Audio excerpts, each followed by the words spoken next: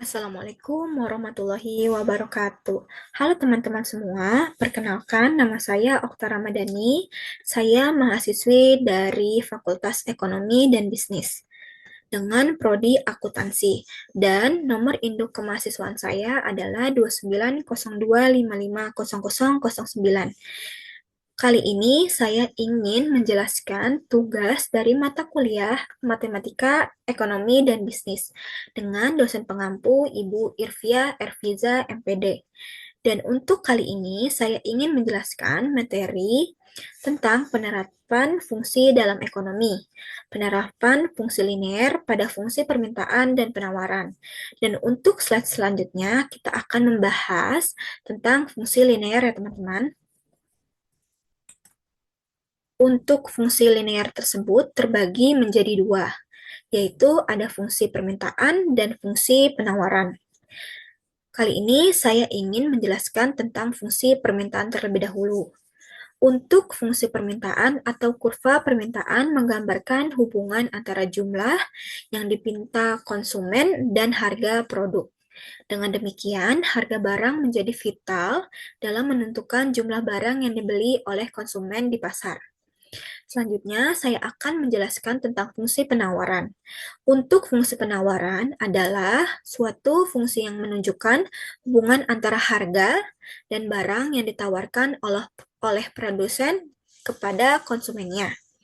Dan selanjutnya kita akan membahas mengenai kurva dan rumus dari fungsi permintaan. Di sini kita bisa melihat gambar kurva permintaan ya teman-teman. Untuk membaca kurva permintaan itu dimulai dari kiri atas menuju kanan bawah karena hubungan pada fungsi ini adalah berbanding terbalik antara harga barang dengan jumlah barang yang diminta. Dan di sini kita bisa melihat ada rumus dari fungsi permintaan. Untuk rumusnya itu ada dua teman-teman. Yang satu itu kalian bisa menggunakan P sama dengan A kurang BQ. Atau teman-teman juga bisa menggunakan rumus Q sama dengan A kurang BP. Dengan penjelasan tersebut, Q sama dengan jumlah barang yang dipinta. P sama dengan harga barang per unit. A sama dengan angka konstanta. B sama dengan koefisien kecenderungan negatif karena hubungan permintaan bersifat berbanding terbalik. Dan materi selanjutnya, kita akan membahas contoh soal fungsi dari permintaan ya teman-teman. Di sini kita bisa melihat ada contoh soalnya. Saya akan bacakan ya. Ketika harga barang 60.000 per unit, maka jumlah permintaan Sophie sebanyak 20 unit. Dan jika harga barang 40.000 per unit, maka jumlah permintaan Sophie sebanyak 30 unit. Tentukan persamaan fungsi permintaan. Selanjutnya kita akan membahas tentang penjelasan bagaimana sih cara menjawab contoh soal fungsi permintaan tersebut. Berikut adalah penjelasan dari soal fungsi permintaan di slide sebelumnya, teman-teman. Di sini diketahui P1 sama dengan 60, P2 sama dengan 40, Q1 sama dengan 20, Q2 sama dengan 30. Dan di sini ada rumusnya ya teman-teman di atas ini. P kurang P1 sama dengan Q kurang Q1 per P2 kurang P1 sama dengan Q2 kurang Q1. Di sini kita bisa dapatkan P kita turunkan menjadi P kurang 60. Ini bisa kita dapatkan dari sini teman-teman. P1 ini adalah 60. Jadi kita bisa masukkan P1 ini adalah 60. Sama dengan Q dikurang 20. Dan untuk 20-nya ini kita bisa dapatkan dari sini teman-teman. Q1 sama dengan 20. Per P2 itu bisa kita lihat juga di sini teman-teman. P2 adalah 40, P1 adalah 60, sama dengan 30, ini terdapat dari sini ya teman-teman. Q2 sama dengan 30, kurang Q1, seperti yang tadi saya infokan, untuk Q1 ini adalah 20. Dan kita dari P kurang 60 sama dengan Q kurang 20 per min 20. Untuk min 20 ini bisa kita dapatkan dari 40 kurang 60 ya teman-teman, sama dengan 10. Dan untuk 10-nya ini bisa kita dapatkan dari perkurangan 30 dikurang 20 teman-teman. 10 dikalikan min 60, kita akan mendapatkan min 600.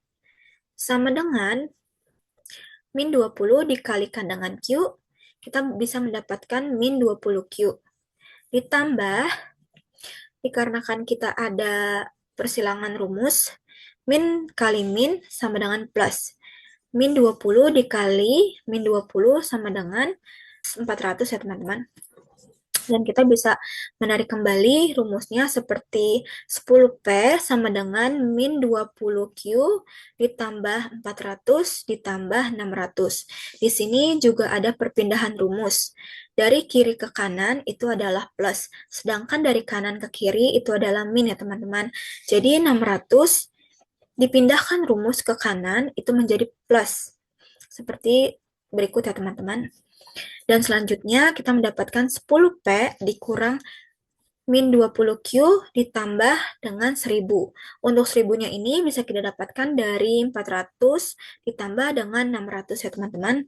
Kita bagi terlebih dahulu menggunakan 10 ini ya teman-teman. Jadi hasilnya P sama dengan min 2Q ditambah 100. Atau P sama dengan 100 dikurang 2Q. Dan selanjutnya, kita memasuki rumus fungsi penawaran. Berikut adalah kurva dan rumus fungsi penawaran, ya teman-teman. Berikut untuk gambar kurvanya.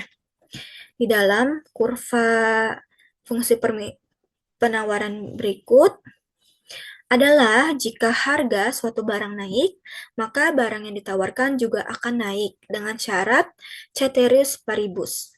Untuk kurva penawaran memiliki gradien atau kemiringan atau slope positif. Artinya, hubungan antara harga dengan jumlah barang yang ditawarkan berbanding lurus ya teman-teman.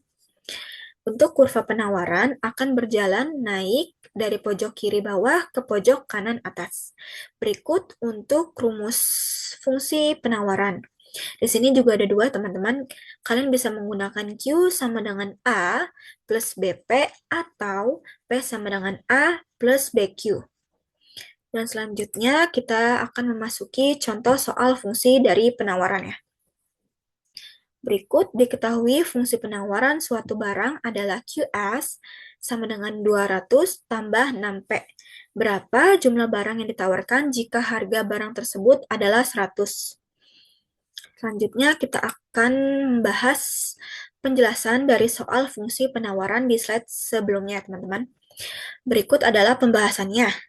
Fungsi penawaran QS sama dengan 200 ditambah 6P. Harga barang P sama dengan 100 ya, teman-teman. Seperti soal yang sudah tadi kita bahas. Langkah-langkahnya, kalian bisa memasukkan nilai P ke dalam fungsi penawaran terlebih dahulu. Kedua, bisa menghitung hasilnya ya teman-teman. Seperti berikut, QS sama dengan 200 ditambah 6 dengan harga yaitu P, kita bisa dapatkan dari 100 yang seperti soal yang sebelumnya. Dan kita bisa masukkan ke sini ya teman-teman. Sama dengan 200 ditambah 600 yang kita dapatkan yaitu adalah 800 unit. Jadi pada harga 100, jumlah barang yang ditawarkan adalah 800 unit. Dan sebelum mengakhiri materi hari ini, kesimpulan apa aja sih yang dapat kita ambil dari fungsi permintaan dan fungsi penawaran? Saya akan menjelaskan kesimpulan apa yang kita dapat dari pembelajaran tersebut. Dalam analisis ekonomi, fungsi permintaan dan penawaran memainkan peran penting dalam menentukan harga dan jumlah barang atau jasa yang beredar di pasar, teman-teman.